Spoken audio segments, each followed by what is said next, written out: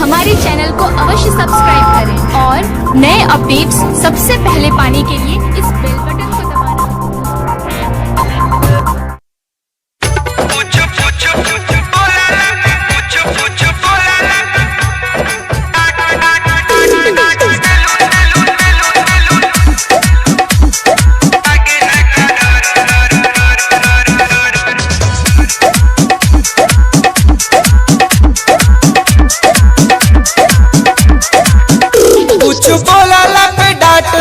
लागे न का डर बोला कवाना खानदान के पटैलू लभर।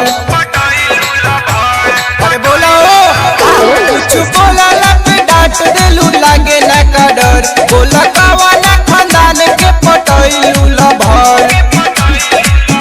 छेद छेद हो जाए तोरा बाती में रे मारे सिक सर के छगोल छाती में रे छाती में रे पावर होला खाली ई दो भी जाते में रे जाते में रे तनी होश में हो जा।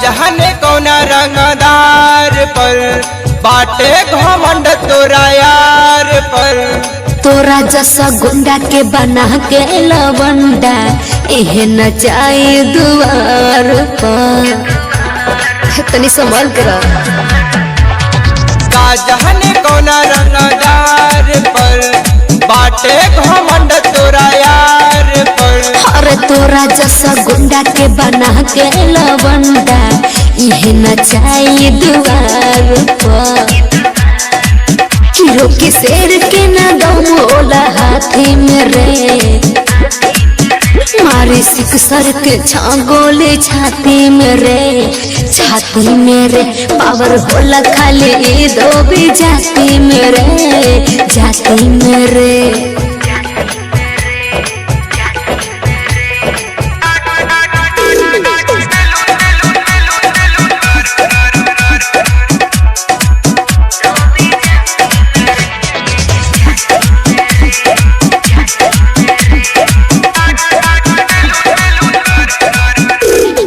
ले का हमारा जान के कम कर अपन गुमान के पड़ते सोझा ठोके लगबे सलामी नीरज पर दुमन आसावान के तनी होश में हो जा बुझले।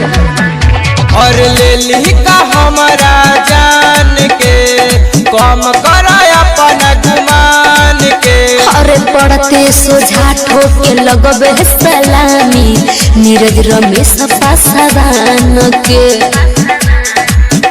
अरे गोलू मिला दी है माटी में रे मारे सिक सर के छगोले छाती में रे छाती में रे पावर होला खाली ई दो भी जाती में रे जाती में रे। अरे इतना हल्का में ना लो कनो जो दबंग। हाँ तो आई जा।